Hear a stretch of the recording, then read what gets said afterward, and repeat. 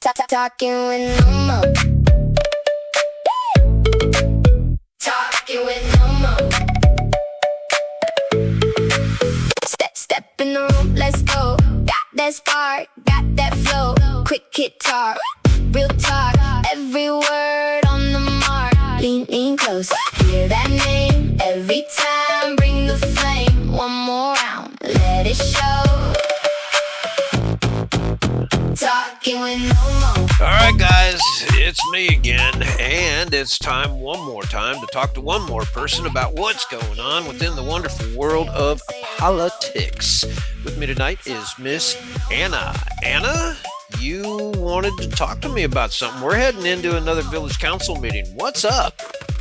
So yes, as I am heading to the village council meeting, I noticed the agenda. There's a few important um, things that are going to be possibly discussed and voted for, and I'm quite puzzled to understand some policies that were presented and were approved by staff, and it was established in terms of the water and the water softeners and waiving of these fees that me personally, um, I mean, I know why they're there. I just feel that case by case, it's not being treated fairly for our community. Um, then the other Okay, subject matter. wait. Let's stop right there. Let's back that up a little bit. And for those people that don't know what you're actually describing right now, what is the item that's going to be on the agenda tonight? What are they going to be discussing? You've looked at it? So yes, basically there's two items. One of them is about the FPL PUD. And I have found a lot of interesting facts that have been public record recorded, and there's several questions about it. Is this the Um, one? Is this the one, Anna? Excuse me, but is this the one where where FP&L just suddenly wrote a letter to Carmine, the mayor, and said, sure, we're gonna give you $250,000 to spend on, whatever you want to spend it on. well, yes, and it seems like the way the letter spells it out, it seems like it's going to be given in a lapse of about 5 years, so it would be like approximately 50K per year.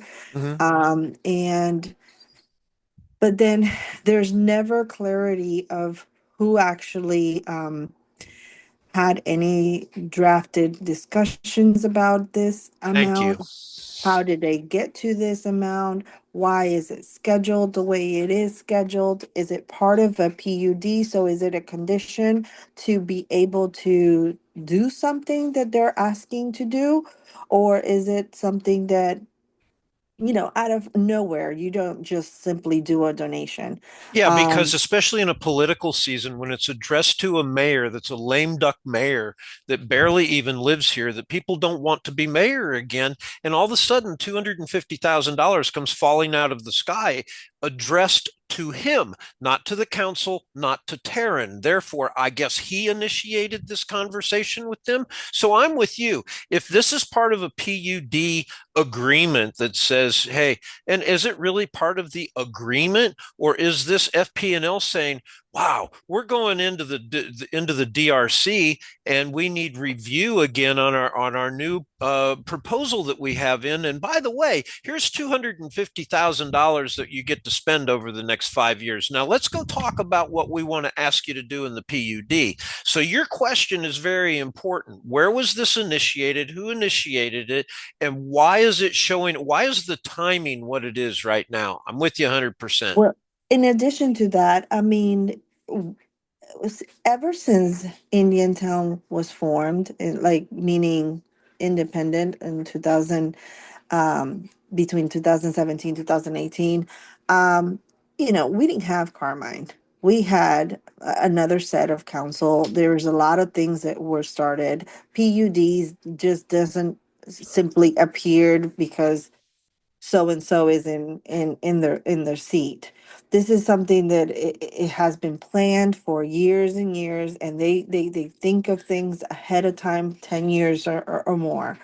um so what puzzles me and makes me wonder, and I'm worried, is, eventually this is money that is taxpayers' money also paying for this, because FPL, how do they earn revenue? They earn revenue by generating power. That's what FPL is. Now, FPL has branched to many other things that, that's how they can earn revenue as well with other entities. But here we're being told this is FPL giving it to the village for what exactly? Why? In the last meeting, we talked about how the fields were not being taken care of. We talked about whether or not we were going to be able to use Terra Lago's new fields when they are built. We talked about how, Indian Town Warriors, for example, the soccer program that is coming and serving our community for the past 6 to 8 years.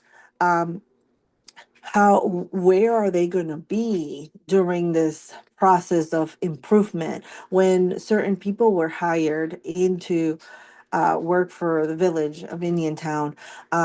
They had a master plan. Where is our master plan? 8 years have gone by, and all I have seen with my own eyes is a playground that actually costs close to $250,000. So, what can we do with 50,000? Uh, there's just so much to talk about, and they give you only 3 minutes Yeah. to physically go there and I, say, hey, I have questions about this. And they tabled it, and they obviously is not open discussion, it's just a public comment. And no answers are ever given. Yeah, um, I agree with you on that 110%. And, the mayor said at the meeting that he gave $10,000. He said, well, it's only $10,000. Let's give it to the sports authority over here. And it's like, so, I mean, it's only $50,000. What are you going to do with it? And my answer to that would be, why don't we hang on to it or actually come up with something to do with it? Because that letter, if you go back and look at that letter from FP&L, it doesn't say that FP&L is directing this to the sports fields. Okay, this can be for more things than just a sports program. And Taryn and staff have directed this from general language and have already decided a category that it's supposed to be dropped into very specifically to present to the council. I'm going to be very interested in seeing how the council members deal with this tonight, because it is something that really needs to have a lot of attention paid to it. So, I'm so with you. then this is the thing that, for example, me as in the audience, as a resident, I go to this meeting, I put in some time, I educate myself with enough reading of what has been recorded or have been provided. I mean, sometimes you go into the website and you can't physically get not even the simple agenda for the current meeting. So, but that's another subject. But basically, at the end of the day, I'm I'm sitting here and I'm reading this letter, and I'm like, where did it all started? That's number one.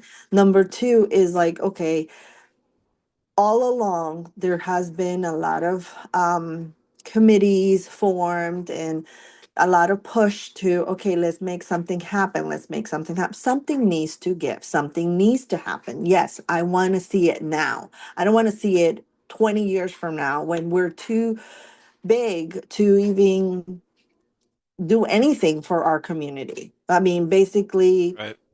what is there to manage if private entities are managing what we get and the service we get? Well, Um, yeah, but at this point, The comprehensive plan has completely been gutted through this ear process now and is full of industrial language, light industrial language. They've stripped the rural language out of it. And you now have FPL, which is closer to 90% of the income for the village. I don't know how else a village council deals with things. How do you tell a monster that's giving you 90% of your money no? They haven't seemed to find a very good way to do it so far. Well, that's the thing. Like, I thought that we were having people in our staff that were well experienced in other municipalities, right? I know very little about the credentials behind certain individuals, but the relation is there. So it's sometimes is who you know, right? Is not so much how much you know about anything. And it worries me that that's what's happening. It's who you know and how you're gonna get things done depending on your cup Yeah. of tea. Yeah. And but the need of the community is being ignored because it doesn't really quite fit in the agenda. Um, but again, going back to attending these meetings, well, is not about attacking who's sitting up there. It's not about propaganda of what goes on Facebook or how abusive other people can be towards any idea that has been put out there. But I think we don't need to be preached as a resident taking time to actually see what's gonna come down the pipe.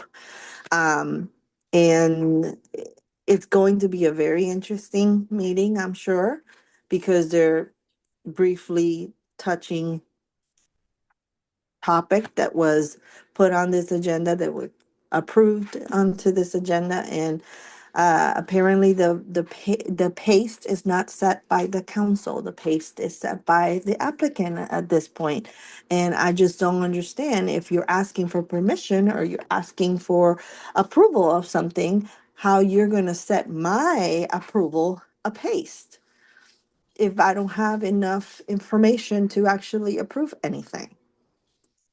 Yeah. It's simple logic. It's logic that I've been asking for quite a long time. And I think that part of what we need on all of this, Anna, and I hope you'll encourage it too, is to get more people at least interested in understanding what the government does, how they do it, and how they can participate to make sure that their eyes on the process. Because when you put people in a room with a lot of power and a lot of money and you turn out the light and nobody can see what's going on, bad things are going to happen. And the more we can turn on the light, I think the better it's going to be for us all. Well, and in addition to that, going back to like websites and going back to putting the information in and not be misleading. There's a couple of things that have caught my were brought to my attention really. Um, how I started advocating and participating and um, I noticed that I listed, planning and zoning board meetings and possibly sports um, committee meetings, and then how it trickles down to basically, I don't would like to see that my town um, has these committees in place to physically check the boxes that we asked the community. The community had very little interest in participation because at the end of the day, that is absolutely not true. We seen many meetings that were held in Martin County, and prior for the village to be a village, we couldn't even attend those meetings because there were the meetings would start maybe possibly 3 p.m. and by 5:30 it ended. You know, hardworking middle class citizens don't have the luxury to be able to physically go to these meetings that are being held sometimes purposely for the audience not to even be there. Right. Um, Now, one of the things that were established on the village council meetings was that we could attend Zoom, and at one point we could participate via Zoom. Um, we can't do that because we have to be personally present. But then when you take the time to personally attend, you know, if you whisper or you're not very liked, you get thrown out of the room. Hmm. Um, Yeah, don't I know? I've been thrown out. those things, honestly, we're not going to see eye to eye on a lot of things, Eric, but as professional and adults, we need to be able to um, composture ourselves to held in what we don't like and focus on the actual problem at hand that needs to be resolved. And if other people need to listen to whatever you might not have nice things to say, but they need to be said anyways, if as long as it's been done respectfully, I just don't understand why someone would feel that they have the power to sh- shut people up. Yeah, um, I at the end of agree. the day, that's more like a ruler. And I mean, I'm Puerto Well, Rican, so I mean, I'll I just feel I I'll come feel right that out and say, there's no democracy when it comes to that, and that's very uncomfortable because well, yeah, it is um very totalitarian, very authoritarian, and that comes from being 29 years of a sheriff and knowing that you carry a big stick, a big gun, and a badge, which he no longer carries. But that has been born into him to have that kind of a behavior and an attitude where he is more of a bully than he is a leader, and he thinks that by bullying, it's leadership. The only leadership that I've seen come from that council has not come from that one individual, the mayor.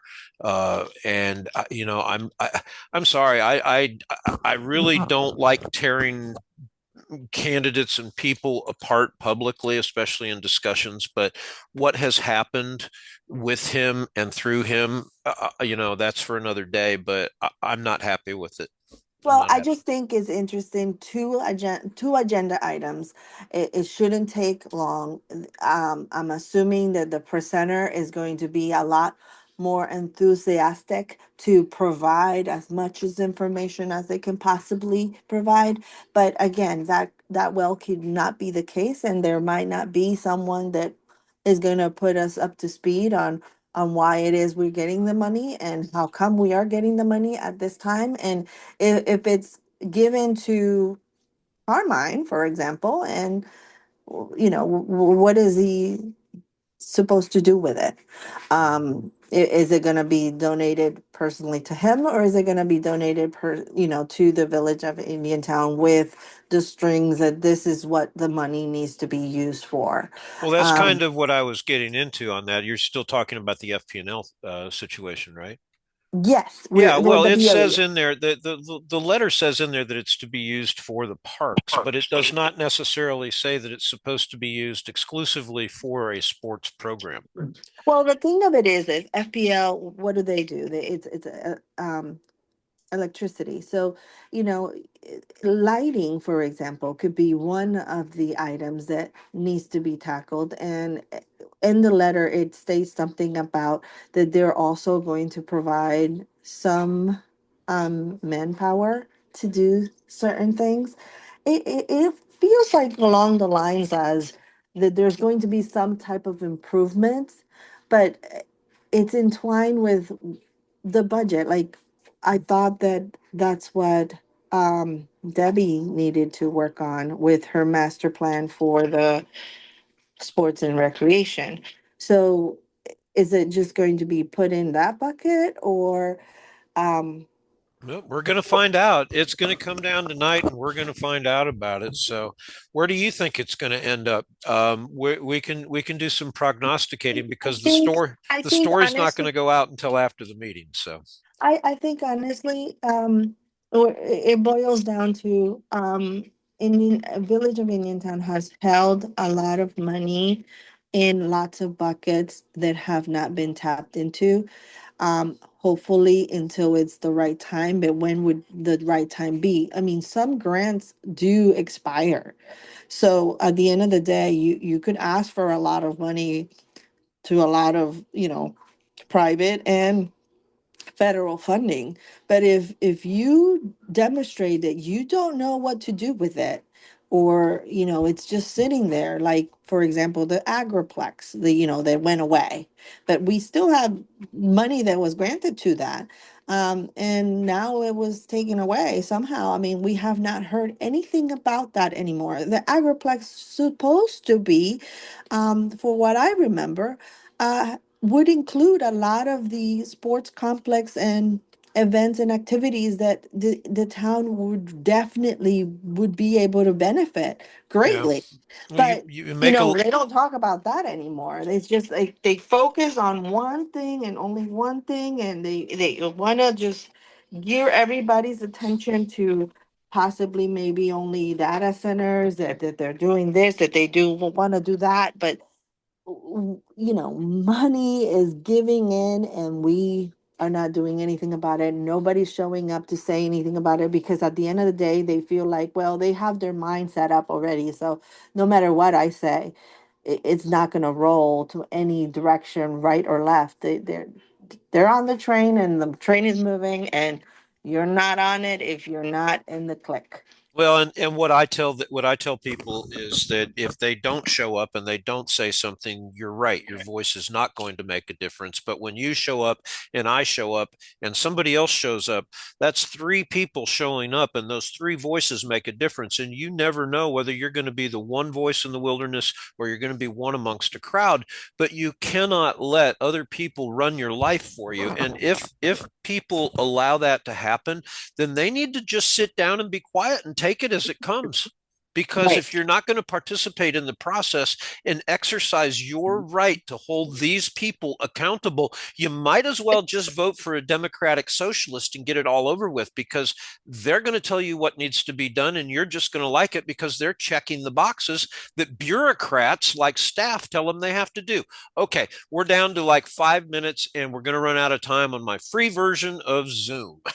No, not a So problem. So until I make my first $10 on this website, I can't get a Zoom subscription. So yeah, I don't well, make any money doing what I'm doing, guys. So anyway, I Anna, I want to thank you for reaching out, and it's been a wonderful discussion with you today. I'm going to see you at the meeting tonight. I will be there, and yes. I'd like to have a follow up on this. I think we may end up seeing some things that neither of us are expecting, because one, it is campaign season, and two, we're people like you and I and others are putting a lot of things out there into the limelight that people are looking at. So let's see what happens. Let's Yeah, see. let's see the penalties that they're trying to waive out or hold back, or the memorandums and how they explain why these fees were there. I mean, I just hope that it's not a tactic used to attract some people to think, oh, well,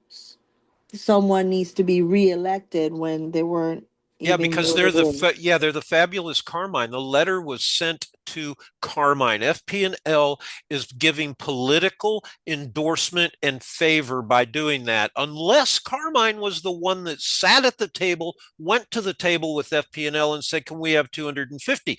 But it's not. That money is a condition of the PUD that they have to put money back into the community, and that's how they decided to do it. They just decided to address it to the mayor and not to Deanna, who it should have been addressed to, because she is the one at the DRC that they're dealing with. It no longer gets to be dealt with by the board. Remember, they told us that the board has no more say in any of this. So Carmine in the process should not be talking to them. So why was the letter written to Carmine? A lot of things to ask. One more thing, and then I'm going to let you go real quick. Tonight, we're also going to hear about the water softeners. That is what is on the agenda. And I am not going to get into the whole schema here with all of the other. One thing in that really bothered me, and that was the fact that Taryn admitted in there that staff had found these violations on Facebook. What does that tell you? Well, I think that there's an invasion of privacy for sure, because at the end of the day, I have found myself that a brand new community was targeted. There's so many code violations throughout the community itself.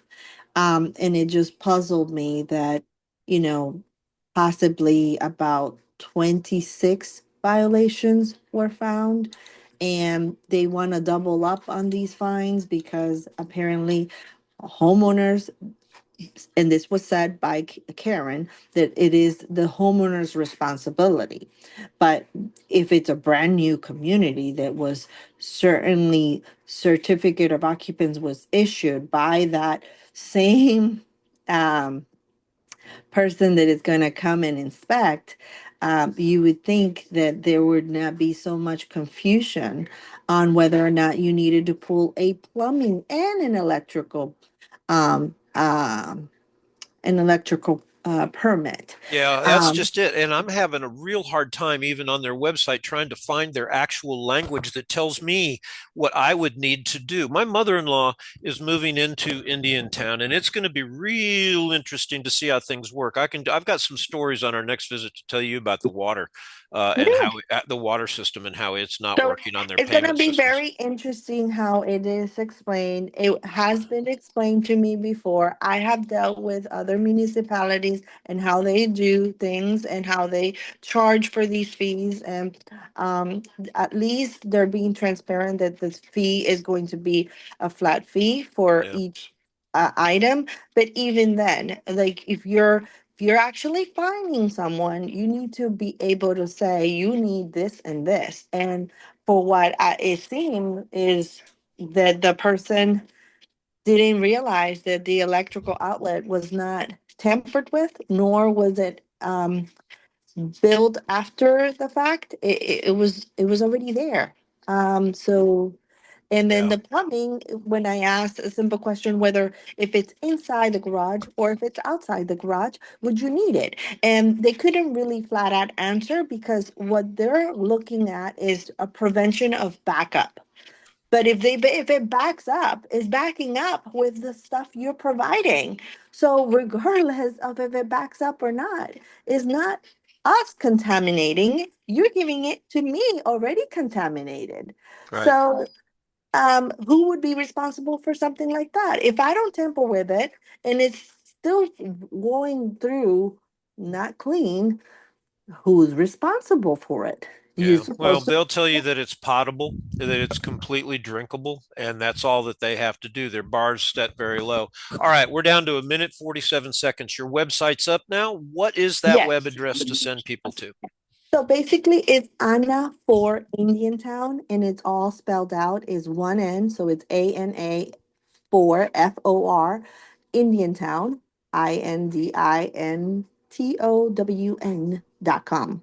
All right. And that's where pretty much I am giving you my story, and hopefully you can reach me and we can have set up coffee or whatever we need to do, go for a walk at the park and talk. I mean, all best way to meet someone is to actually hold Talk with them. Yeah, a that's what I'm saying. conversation. And that's why the name of the program, Talking with Nomo, folks. Talking All right, guys. with Anna, Thank I you. want to thank you. Good luck on what you're doing out there. I'll see you in a little bit at the meeting, and we'll get back together afterwards and follow up. Perfect. Thank you, Eric. All righty. in the Bye-bye. room, let's go. Got that spark, got that flow. Quick hit talk, real talk.